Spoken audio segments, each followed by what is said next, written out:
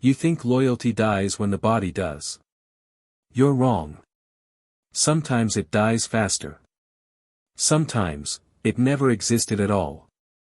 3 a.m. doesn't sound the same when you can't sleep. It sounds louder. Sharper. Crueler. The wheels of a carbon fiber wheelchair scraped softly against marble floors that stretched across a penthouse overlooking Gangnam. The sound echoed through rooms designed to impress ministers, prosecutors, men who bowed without being asked. Now, those rooms were empty. Kang Jun-suk stopped in front of the bathroom counter, breathing hard despite the cold air drifting through automated vents. Sweat clung to his temples. His legs lay useless beneath a cashmere blanket, expensive fabric wrapped around dead weight. He couldn't feel them anymore. But the pain was still there. Phantom. Merciless. Like his body mocking him from the inside. The pill bottle sat on the counter. Just out of reach. Too high. He stretched. Fingers trembling. The chair shifted forward an inch. Almost. The bottle tipped. White pills scattered across black tile like fallen teeth. Jun-suk slammed his fist into the armrest. Damn it. A shadow appeared in the doorway. He froze. A woman stood there, holding a cleaning cart. Dark skin. Calm eyes. A navy uniform that didn't quite hide an athletic build, most maids didn't carry. She didn't rush. She didn't gasp. She didn't pity him. She knelt and began picking up the pills. Get out, Jun-suk snarled, his Seoul accent thick with anger. I didn't call you. She looked up slowly. You dropped your medication, she said evenly. You can shout after you take it. Something about her voice irritated him. Not fear. Not submission. Control. Who hired you? He demanded. Your wife, she replied, placing the pills back into the bottle. For now. That answer hit harder than the paralysis. Jun-suk stared at her. The woman didn't flinch. Didn't explain. She set the bottle on the armrest of his chair, close enough to reach, and stood. Water's in the kitchen, she said. I'll bring it. She left before he could respond. The penthouse felt colder after she disappeared down the hallway. Jun-suk sat there, fist still clenched, staring at the pills in his lap. Your wife hired her. For now. What the hell did that mean? Minutes passed. The woman returned carrying a glass of water. No tray. No formality. She placed it beside him on the counter and stepped back. You don't talk much, Jun-suk muttered. You don't need me to, she replied. He swallowed 2 pills, throat tight. The woman watched without expression, then moved toward the cart. What's your name? He asked.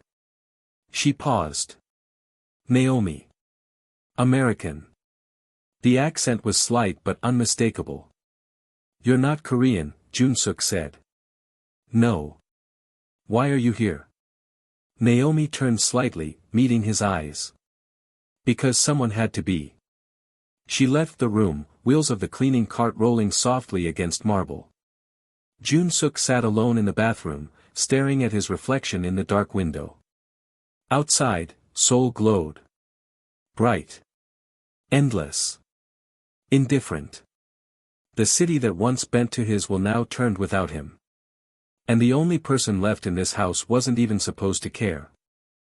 3 months earlier, Kang Jun-suk was untouchable. His name didn't appear in newspapers. It didn't need to. In Seoul, certain contracts moved faster when his seal was involved. Certain disputes ended quietly. Certain people disappeared from negotiations without explanation. On paper, he was the CEO of a logistics and real estate conglomerate with interests stretching from Busan Port to Incheon Free Economic Zone. On paper. At 45, Jun-suk carried power effortlessly. Tall. Broad-shouldered. Always composed. Men twice his size deferred without understanding why. And beside him, always perfectly placed, was his wife. Seo Min-ah. Beautiful. Polished. 7 years younger.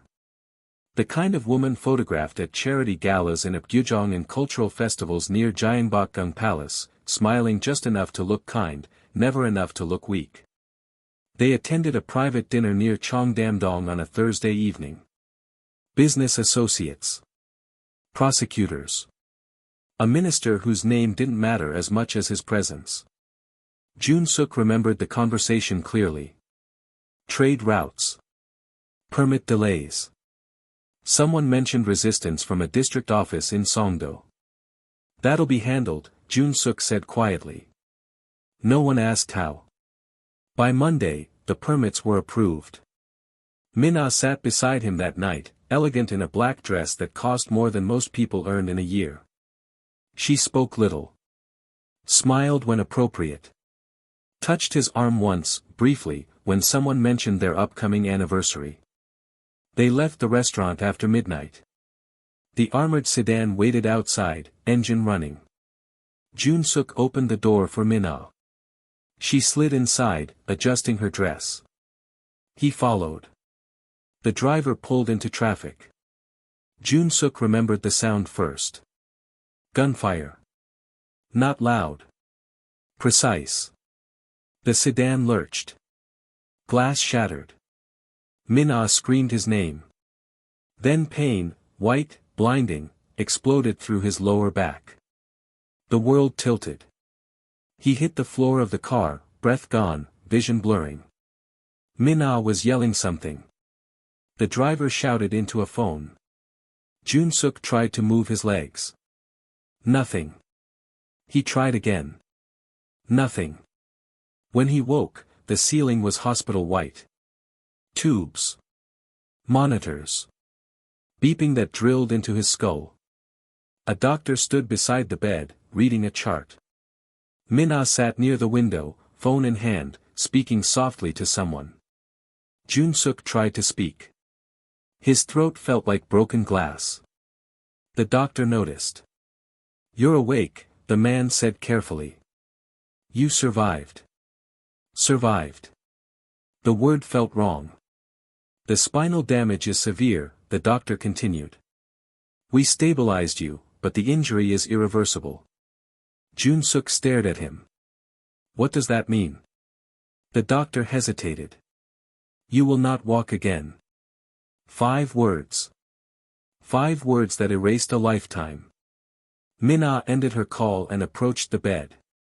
Her eyes were red. She held his hand gently. I'm here, she whispered. I'll handle everything. And she did. Too well. The police came. Asked questions. Min-ah answered calmly, precisely. She coordinated with security. Managed the media. Spoke to prosecutors. Jun-suk lay in that hospital bed for 2 weeks, watching her move through the chaos with perfect efficiency. When he finally returned home, the house had changed. His office had been moved downstairs. The master bedroom was now inconvenient. His assistants were reassigned. His security detail was replaced. Min-ah no longer slept beside him. She stayed in the guest wing. Temporarily, she said. Jun-suk sat in his wheelchair near the window, staring at the city below. Everything looked the same. But nothing was. One evening, Min-ah entered his office. She was dressed for an event, black gown, diamond earrings. I'm going out, she said. Where? Jun-suk asked. A fundraiser. You're not ready for public appearances yet. He watched her adjust her earring in the reflection of the window. When will I be ready? He asked quietly. Min-ah paused. I don't know. She left.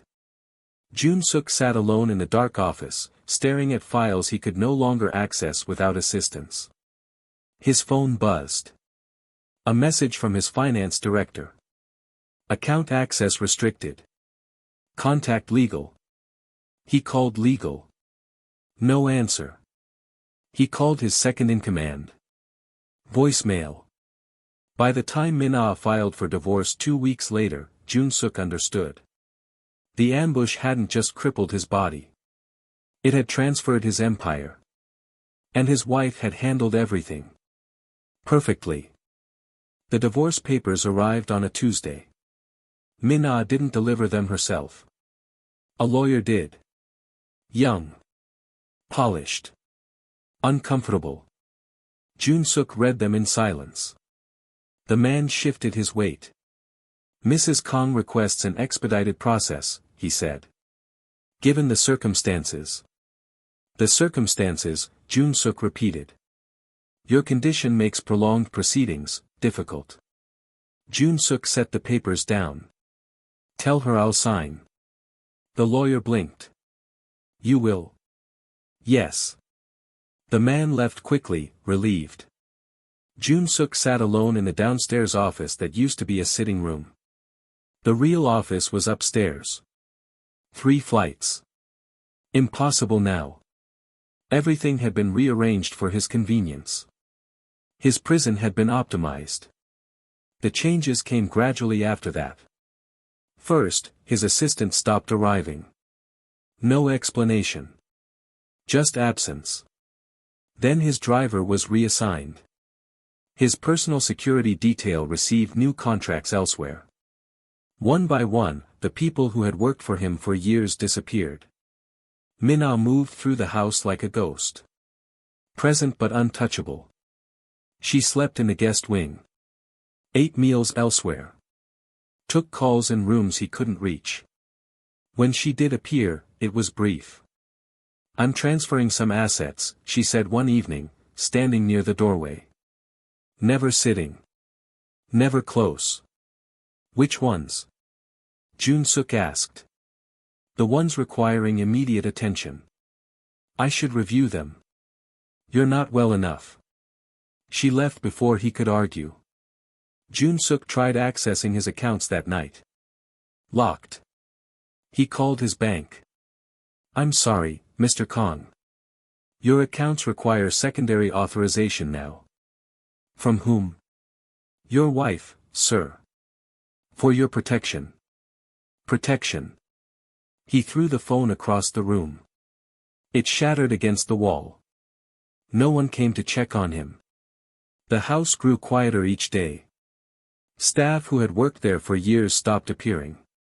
The chef. The groundskeeper. The night security.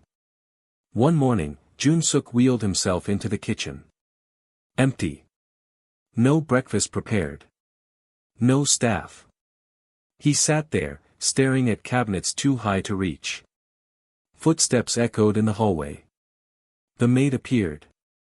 Naomi. Carrying cleaning supplies. She stopped when she saw him. They're gone, Jun-suk said quietly. Naomi set down her supplies. I know. You're still here. Yes. Why?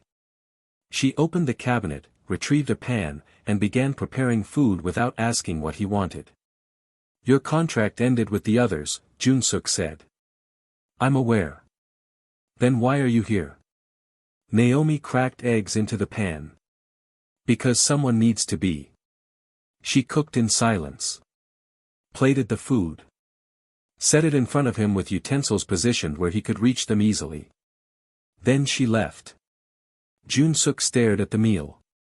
The first kindness he'd received in weeks. From a stranger. That evening, the last remaining staff member, a young man who managed the security system, entered the office. Mr. Kong, I've been offered a position elsewhere. Jun-suk nodded slowly. Better pay? Yes, sir. Take it. The man hesitated. I'm sorry. Don't be. After he left, Jun-suk sat in the empty house. 45 rooms. One occupant. The wheelchair creaked as he turned toward the window. Seoul glowed outside. Endless lights. Endless movement. The city hadn't stopped. It had just stopped including him. Footsteps approached from the hallway. Naomi appeared, carrying fresh linens. "You're still here," Jun-suk said. "So are you." She walked past him toward the downstairs bedroom. Jun-suk watched her disappear around the corner. The only person left in his empire. Wasn't part of it. Naomi worked in silence. She didn't ask questions. Didn't offer conversation. Didn't apologize for existing in his space. She simply appeared each morning and moved through the house with quiet efficiency. Jun-suk noticed patterns. She rearranged furniture slightly, chairs positioned where he could transfer more easily. Counters cleared of unnecessary items. Pathways widened. She never mentioned these changes. One afternoon, he found her in the kitchen, reorganizing the lower cabinets. "What are you doing?" he asked. "Making things accessible," she replied without looking up. "I didn't ask you to." "You didn't need to." She placed dishes on lower shelves, medicine in reach, utensils where he could grab them without assistance. Jun-suk wheeled closer. "Why are you still here?" Naomi paused. "You asked me that yesterday. You didn't answer." She closed the cabinet and turned to face him. "I worked at a nursing home in Atlanta," she said. "Night shift. I saw what happens when people are left alone after accidents. How fast they disappear. How quiet it gets. That's not an answer. It's the only one I have." She returned to work. Jun-suk studied her. Mid-30s. Athletic build. Deliberate movements. She carried herself like someone trained, military or something close. "You're not a maid," he said. "I am now." "Before?" Naomi didn't answer immediately. She finished organizing the cabinet, then straightened. "I worked security. Private sector. African embassies mostly. When my contract ended, I needed work. Your wife hired me through an agency. And when she stopped paying, I didn't leave. That doesn't make sense." Naomi met his eyes. "Doesn't have to." Days passed. Naomi maintained routines. Prepared meals. Managed the house. Treated him like a man, not a patient. She never asked how he felt. Never offered pity. Never adjusted her tone. One evening, Jun-suk found her reading near the window. A worn paperback. English text. "You read during work hours?" he asked. "Work hours ended 3 hours ago," she replied. "You're still here." "So are you." He wheeled closer. "What are you reading?" She showed him the cover. A thriller.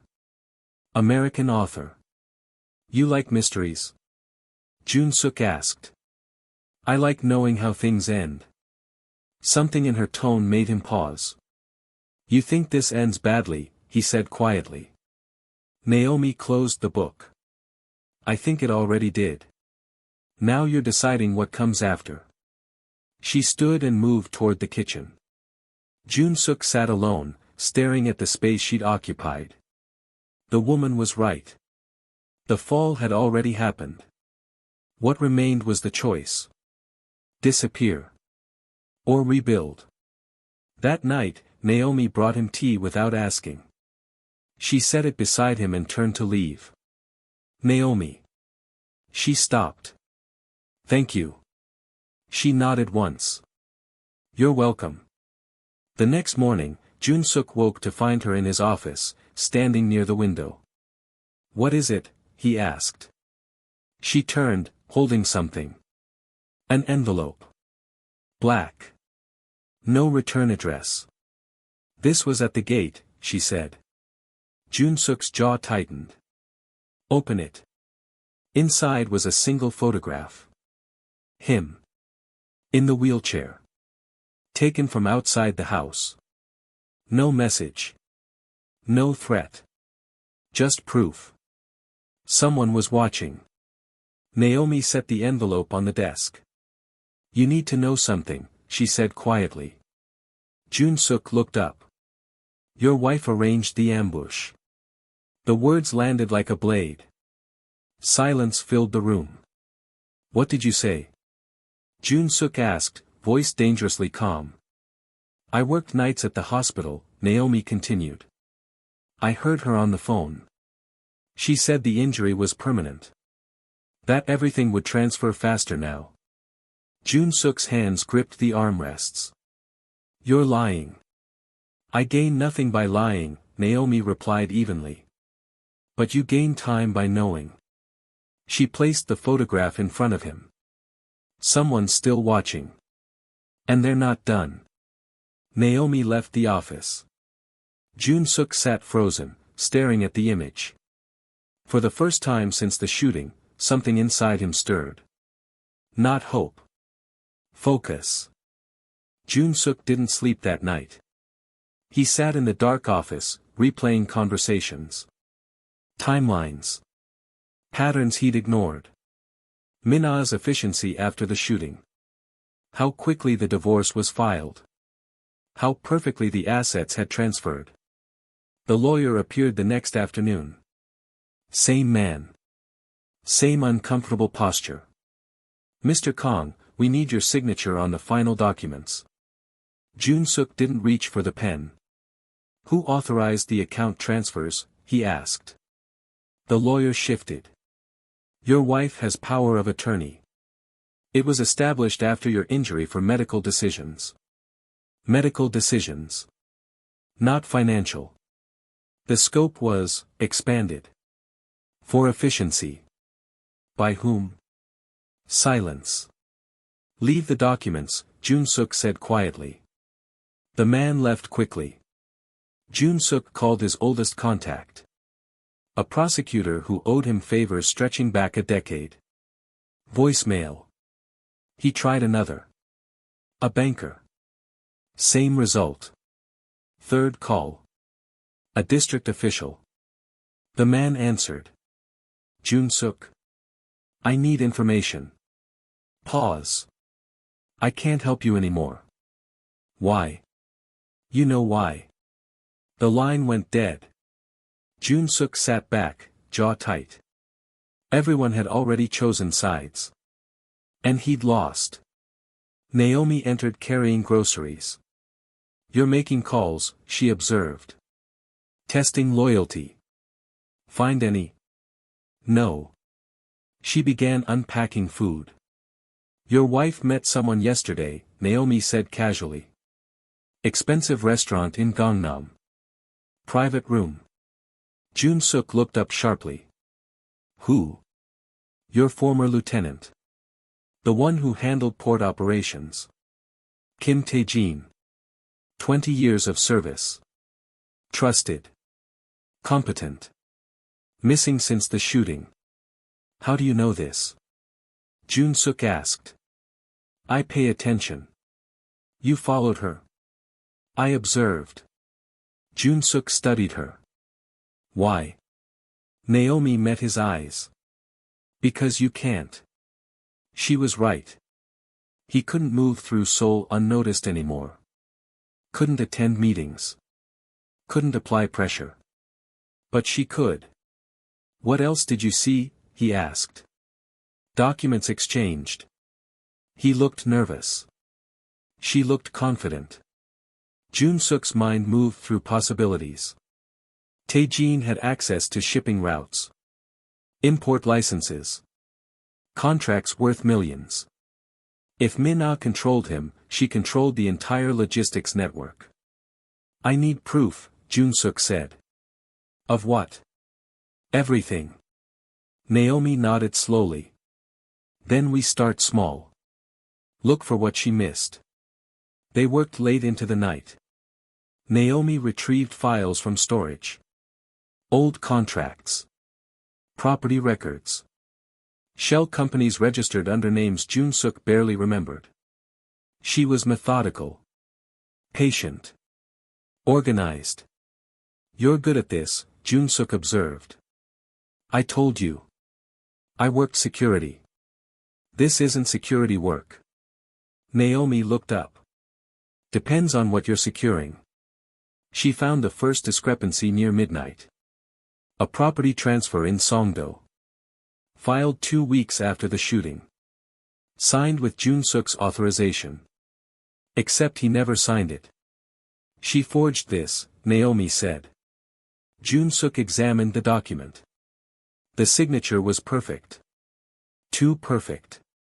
She practiced, he said quietly. For how long? That question hung in the air. How long had Minna been planning this? Months? Years? Naomi pulled another file. Shell company in Singapore. Established 6 months before the ambush. Jun-suk's jaw tightened. 6 months. Before the shooting. Naomi continued searching. Each document told the same story.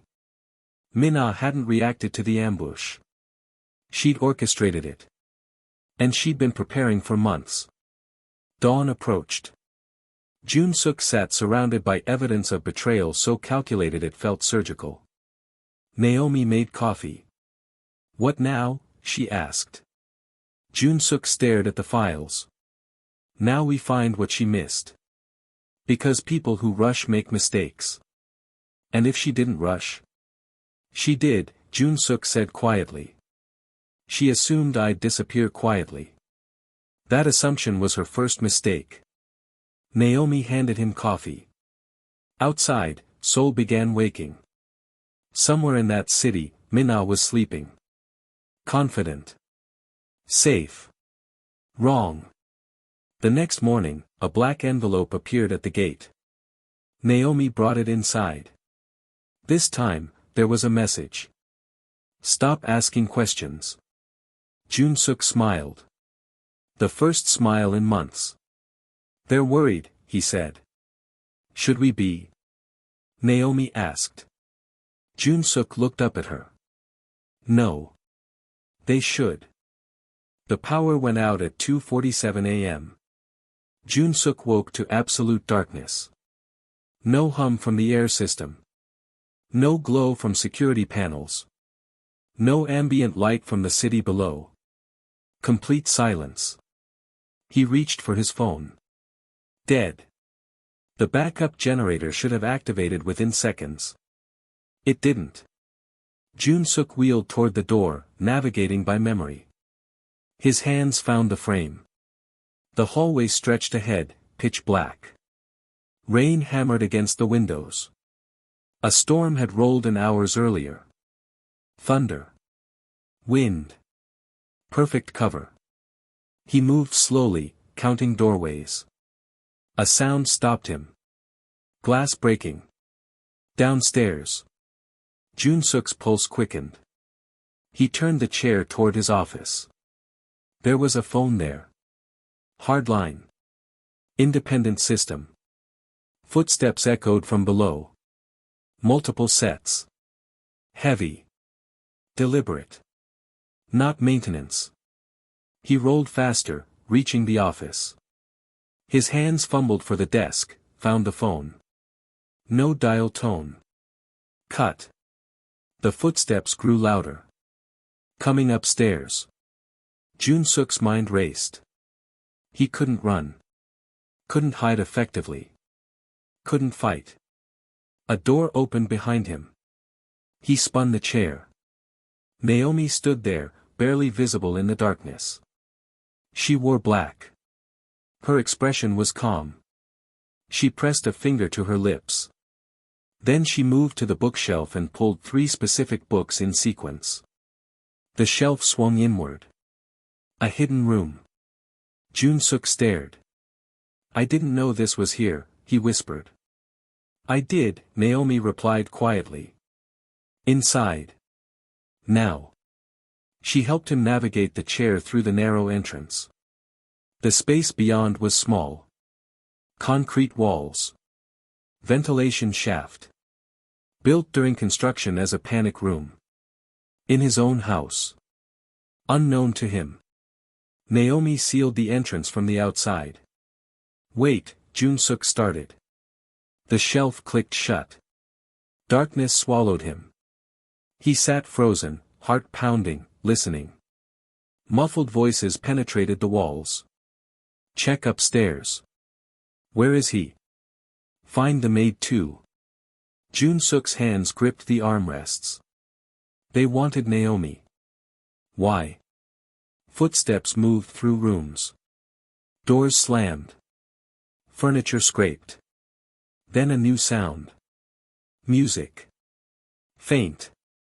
Coming from the opposite end of the house. A phone is playing something. Leading them away. Naomi. The footsteps shifted direction. Moving toward the sound. There. She's heading toward the service entrance. Cut her off. Running now. Multiple sets. Descending stairs. More sounds. A door crashing open. Shouts. Then silence. Jun-suk waited. Minutes felt like hours. His breathing was too loud in the enclosed space. Sweat dripped despite the cold. Finally, the bookshelf mechanism clicked. It swung open. Naomi stood there. Breathing hard. Dirt on her face. Cut on her arm. They're gone, she said. What did you do? Led them outside. Lost them in the gardens. There are 3 of them. I know. She helped him out of the hidden room. The office was destroyed. Furniture overturned. Files scattered. They were looking for something, Naomi said. Or destroying evidence, Jun-suk replied. They moved through the house. Every room had been searched. Not ransacked. Systematically investigated. Professional. Dawn broke slowly. Naomi disappeared into her room and returned wearing clean clothes. The cut on her arm was bandaged. You should leave, Jun-suk said quietly. This isn't your fight. Naomi looked at him. They came for both of us. It became my fight when they broke that window. They'll come back. I know. She didn't elaborate. That evening, Naomi didn't return from her errands. Jun-suk waited. Dinner time passed. Night fell. She didn't come back. He sat in the dark office, staring at the empty doorway. Had she run? Had they taken her? Had she been working with them all along?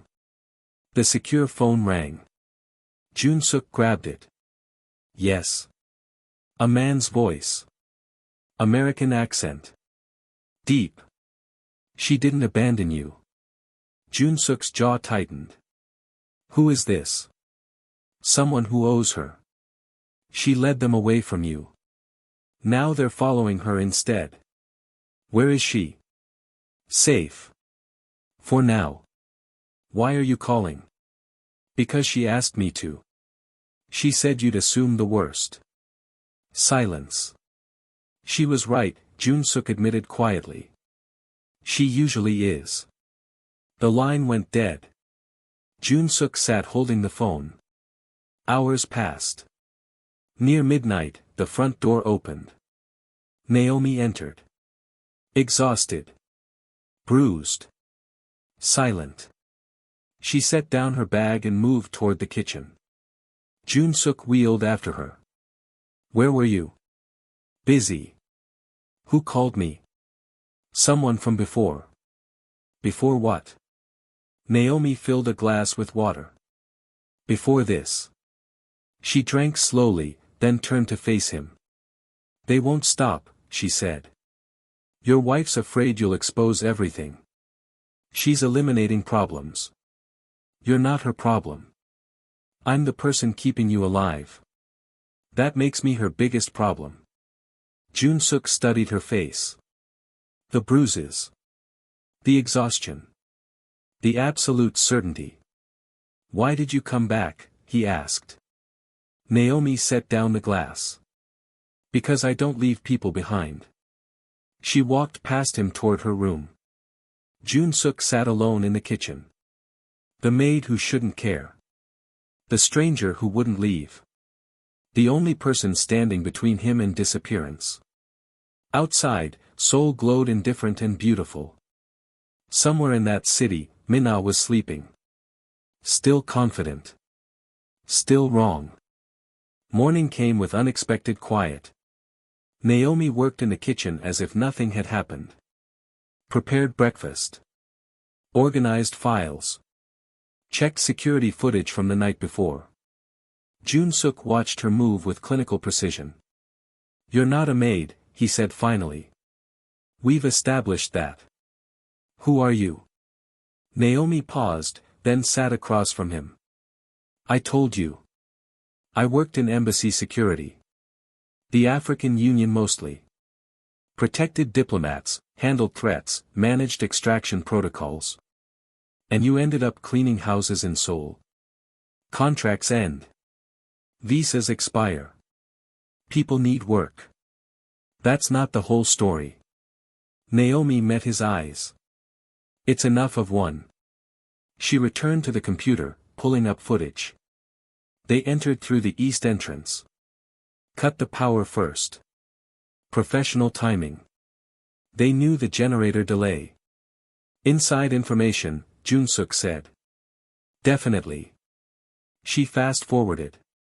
3 figures appeared on screen. Masked. Coordinated.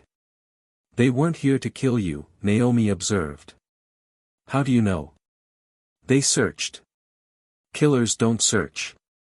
They execute and leave." Jun-suk leaned forward. "What were they looking for?" "Evidence. Documents. Anything proving your wife's involvement." She switched cameras. Showed them systematically moving through rooms. Then her own appearance. Leading them away with sound. Misdirection. "You risked your life," Jun-suk said quietly. "I minimized yours." "That's not an answer." Naomi stopped the footage. "I've seen what happens when powerful people fall. How fast the vultures circle. How complete the abandonment becomes. I decided a long time ago I wouldn't be part of that. Even when it costs you. Especially then." The secure phone rang. Jun-suk answered. The same voice from last night. "She's clean. No surveillance on her now. But they'll try again." "Who are you?" Jun-suk demanded. "Marcus Webb. Former Navy. I worked with Naomi in Kinshasa. She saved my life during an embassy extraction. I owe her." "Why are you helping now?" "Because she called. And when Naomi calls, you answer." The line went dead. Jun-suk looked at Naomi. "Marcus Webb. Good man. Better friend. He said you saved his life." "He's exaggerating." "Is he?" Naomi didn't answer. She pulled up new files on the computer. Financial records. Shell companies. "While they were busy searching your house, I was searching theirs," she said. Jun-suk stared. "You broke into Min-ah's apartment?" "No. I accessed her cloud storage. She's careless with passwords." She opened a folder. Documents appeared. Property transfers. Bank accounts. Communications with Taejin. And something else. Emails. Between Min-ah and someone named J. Park. Discussing accelerating the timeline. Dated 3 weeks before the ambush. Jun-suk read in silence. Every word confirmed what he'd suspected. His wife hadn't reacted to the opportunity. She'd created it. "She planned everything," he said quietly. "Yes. 4 months. At least." He scrolled further. Found a file labeled Insurance. Inside were photographs. Him. In the wheelchair. Helpless. Captioned with dates and times. Documentation of his decline. She's building a narrative, Naomi said. Incompetent. Unstable. Unable to manage affairs. For what? Complete transfer. She'll argue you're incapable.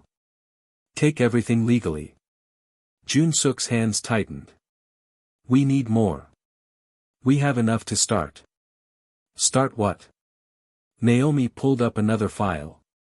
She missed 3 shell companies. Registered under your mother's maiden name. Properties in Busan. Assets she doesn't know exist. Jun-suk leaned closer. How did you find these? I asked where someone overconfident wouldn't look. Family history. Old records. Things she'd consider irrelevant. And? She was wrong. These accounts are still active. Still accessible. And completely outside her control. For the first time in months, Jun-suk smiled. How much? Enough to rebuild. Enough to fight. She closed the laptop. But we move carefully. She's watching. She's afraid. Afraid people make mistakes. What kind of mistakes? The kind that exposes everything. Jun-suk nodded slowly. Outside, rain continued falling. Somewhere in Seoul, Min-ah was confident. Still protected. Still unaware. That was the man she destroyed. Was remembering how to stand. Even from a chair. They worked in silence for days. Naomi handled logistics. Jun-suk handled the strategy. She moved through Seoul like a ghost. Meeting contacts. Gathering information. Photographing documents. He rebuilt networks from the wheelchair. Quiet calls. Careful conversations. Testing who might still listen. Some doors remained closed. Others opened. Slowly. A prosecutor who remembered favors. A banker who valued old loyalty over new threats. A district official who'd been waiting for permission to act. Jun-suk didn't ask for help. He offered an opportunity. Min-ah overreached, he told them. She moved too fast. Left evidence. I'm simply organizing it. They listened. Because power never truly disappears. It only changes position. Naomi returned one evening with a manila folder. Permit irregularities, she said. Songdo Development Project. Approvals rushed. Signatures forged. Bribes documented. How did you get this? The official who approved them kept insurance. He's nervous. He talked. Jun-suk reviewed the documents. This connects directly to Taejin. And Taejin connects to your wife. It's not enough. It's a thread. We pull it. They pulled. Carefully. Jun-suk filed anonymous complaints through prosecutors he trusted. Suggested audits. Questioned timelines. Nothing dramatic. Just pressure. Steady. Persistent. Unavoidable. Min-ah noticed.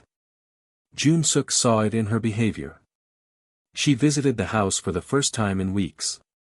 Unannounced. He was in the office when she entered. She looked perfect. Tailored suit.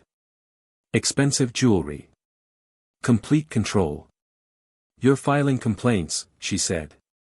No greeting. I'm organizing my affairs. You're interfering with mine. Your affairs were mine first. Min-ah's expression tightened. You're in a wheelchair, Jun-suk. You can't run a business. You can barely run your own life. And yet I'm managing. She stepped closer. Stop. Whatever you're doing, stop. You'll lose everything. I already did. You made sure of that. Silence stretched between them. The ambush was unfortunate, Min-ah said carefully. But it happened. We move forward. We. I'm protecting what's left. By stealing it? Her jaw tightened. I'm securing our future. Your future. Minna turned to leave, then paused. You should dismiss the maid. She's inappropriate. Why? She's overstepped. I've seen the files she's been accessing. The questions she's asking. Jun-suk studied his wife. You're afraid of her. I'm concerned about her influence. She has none. I make my own decisions. Then decide wisely. Minna left. Naomi appeared from the hallway moments later. I heard. She's rattled. Good. Rattled people make mistakes. What's next? Naomi handed him a printout. She's attending a cultural event tomorrow night. Museum fundraiser in Samcheongdong. High profile. Media coverage. And we've arranged for certain questions to be asked. About property transfers. About permits. About her husband's mysterious absence from public life. Jun-suk looked up sharply. You're forcing her into the open. She's been operating in shadows. Time for light. She'll deny everything. Probably. But denial under pressure looks different than denial in comfort. Jun-suk nodded slowly. You're right. I usually am. The next evening, Jun-suk watched the event coverage on his computer. Minna arrived in a black gown. Cameras flashed. She smiled perfectly. Then the questions began. A reporter asked about the Songdo permits. Minna's smile faltered briefly. Those are under review. Standard procedure. Another reporter pressed. Is it true your husband's condition prevents him from managing business affairs? My husband is recovering. I'm handling things temporarily. Temporarily?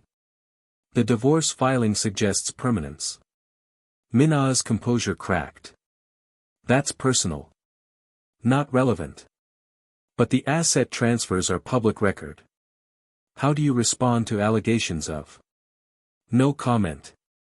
She moved away quickly. Too quickly. Cameras caught her discomfort. The footage spread. Questions multiplied. Naomi entered the office. She's losing control of the narrative. How long before she acts? Jun-suk asked. Days. Maybe hours. What will she do? Something desperate.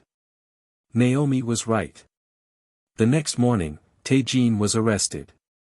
Fraud. Embezzlement. Permit violations. He confessed within hours. Named Minna as his co-conspirator. The news broke fast. Arrest warrant issued. Minna's lawyers scrambled. By evening, prosecutors appeared at her apartment. Jun-suk watched the coverage. His wife. Perfect. Polished. Untouchable. Led away in handcuffs. He felt nothing. No satisfaction. No revenge. Just closure. Naomi stood beside him. It's done, she said quietly. Not yet, Jun-suk replied. But soon. Outside, Seoul continued glowing. Beautiful. Indifferent. Eternal. The city that had watched him fall. Now watched him rise. Slowly. Deliberately. Unstoppable. The arrest happened at the Museum of Contemporary Art. Minna had returned to public life despite the scandal. Confident. Defiant. Surrounded by lawyers who assured her the charges wouldn't stick. She attended a charity gala honoring Korean cultural preservation. High society. Old money. The kind of event where optics mattered more than truth. Jun-suk watched from home. Naomi sat beside him, monitoring multiple news feeds. She thinks she's untouchable, Naomi observed. She always has, Jun-suk replied. The coverage showed Mina arriving. Black gown. Diamond necklace. Smile perfectly calibrated. Reporters shouted questions. She ignored them. Inside, she mingled. Champagne. Small talk. Photographs with ministers and donors. Then prosecutors entered. The room shifted. Conversation stopped. Cameras turned. Two men approached Mina directly. Badges visible. The lead prosecutor spoke quietly. Mina's face drained of color. Her lawyer stepped forward, objecting. Too late. Handcuffs appeared. The room erupted. Cameras flashed. Guests gasped. Someone screamed. Mina tried maintaining composure. Failed. This is ridiculous, she said loudly. I've done nothing wrong. You can discuss that at the station, the prosecutor replied calmly. They led her toward the exit. Mina resisted. Not physically. Verbally. My husband orchestrated this. He's lying. He's incompetent. He can't even. She stopped. The prosecutor waited. Can't even what, Mrs. Khan? Silence. Mina realized her mistake. Anger had broken her control. I want my lawyer. He's waiting outside. They escorted her through the crowd. Cameras followed every step. Mina kept her head high. Jaw tight. Eyes forward. But her hands trembled. Near the entrance, she saw someone. Naomi. Standing near the wall. Dressed simply. Watching. Mina stopped. You, she hissed. Naomi said nothing. You did this. You manipulated him. You. Keep moving, the prosecutor interrupted. Mina lunged. Not at the prosecutor. At Naomi. Security reacted instantly. Grabbed Mina. Pulled her back. She struggled. She's nothing. Mina shouted. A maid. She's nobody. Naomi remained perfectly still. Didn't flinch. Didn't respond. Didn't engage. Just watched. The prosecutor's voice hardened. Mrs. Kong, you're making this worse. They forced her outside. Cameras captured everything. The perfect wife. The polished socialite. The woman soul admired. Screaming. Struggling. Exposed. Naomi walked to her car and drove home. When she entered the penthouse, Jun-suk was still watching coverage. She attacked you, he said. She tried. Are you alright? Fine. Naomi removed her coat. She broke completely, Jun-suk observed. People do. Under enough pressure. You planned that. I created an opportunity. She made her own choices. Jun-suk turned off the monitor. The media will destroy her now. They'll report facts. She destroyed herself. Naomi moved to the kitchen. Started preparing tea. Jun-suk wheeled after her. Why did you go? He asked. You didn't need to be there. I wanted her to see me. Why?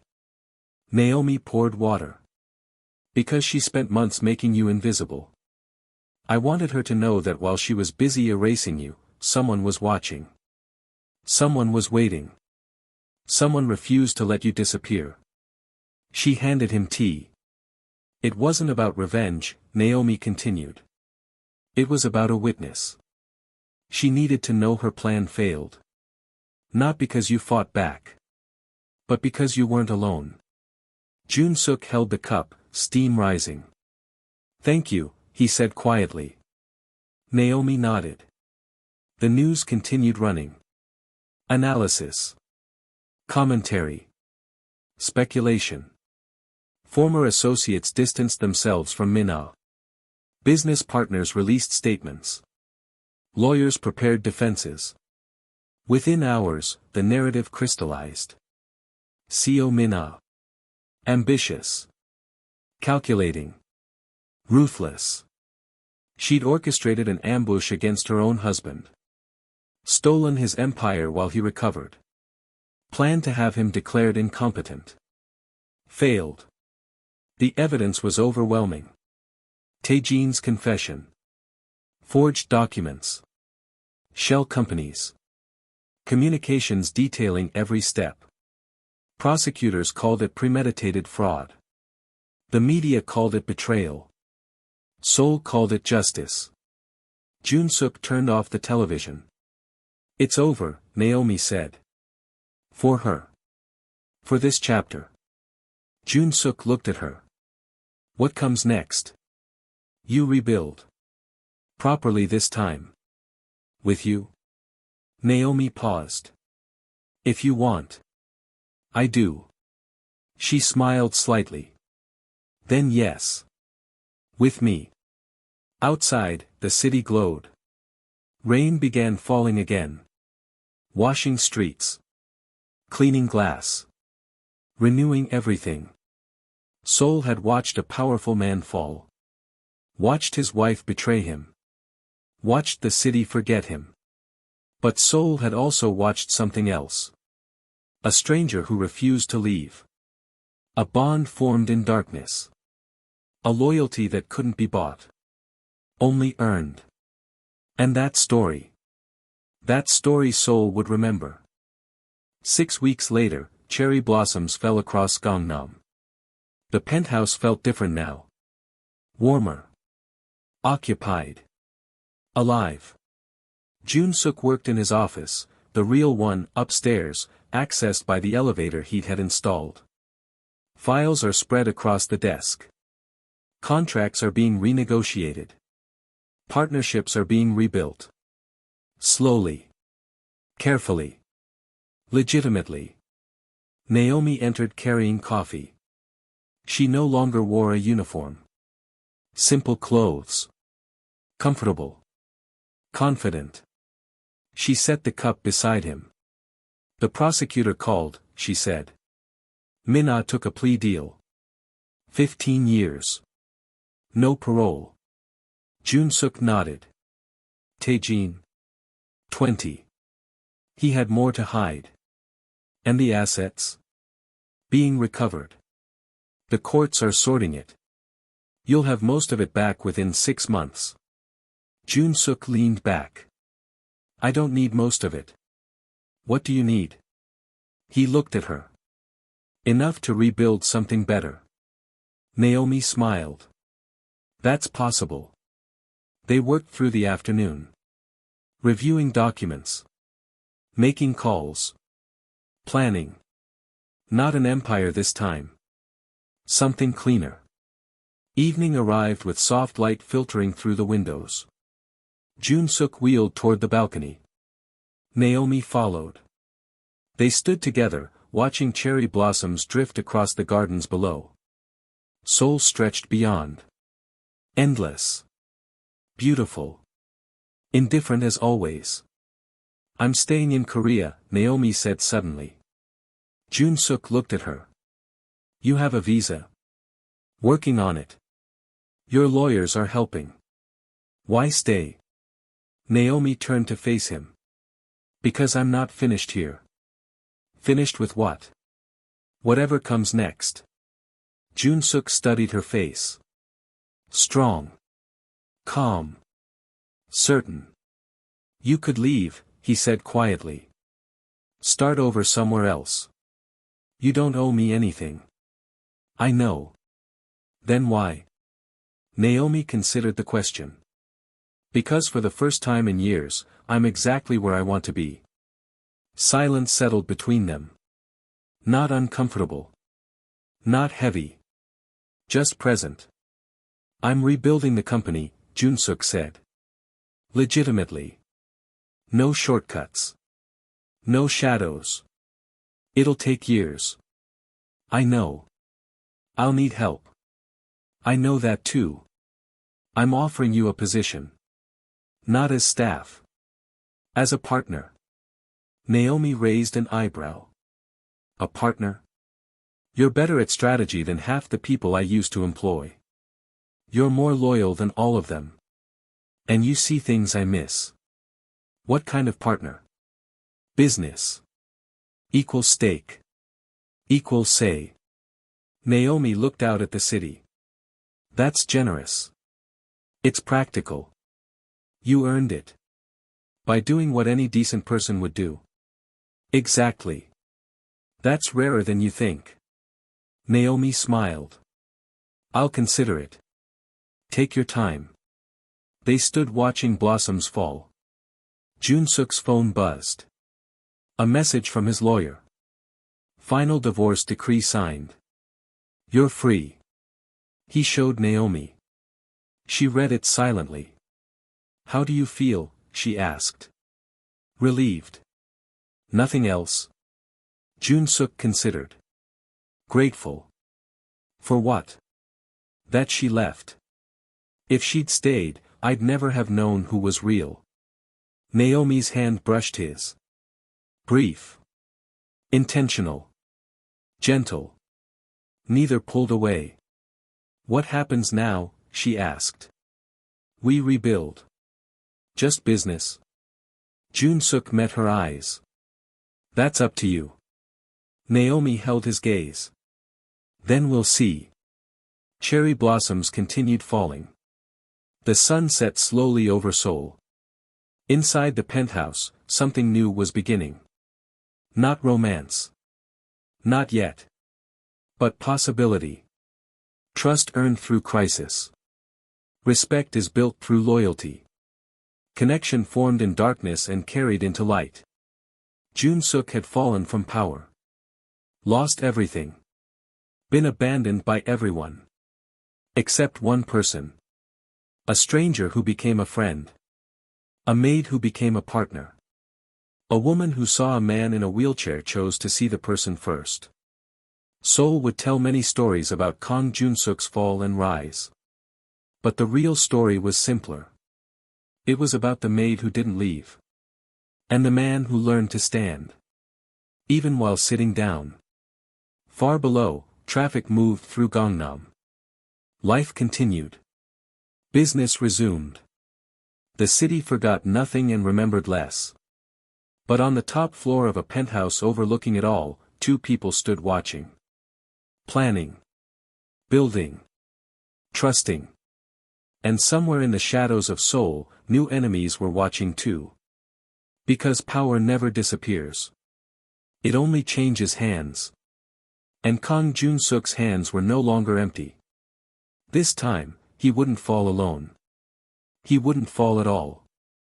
If you stayed until the end, if this story of betrayal, loyalty, and unexpected strength moved you, subscribe now, because the next chapter goes deeper into the shadows of Seoul. And trust me. This was only the beginning.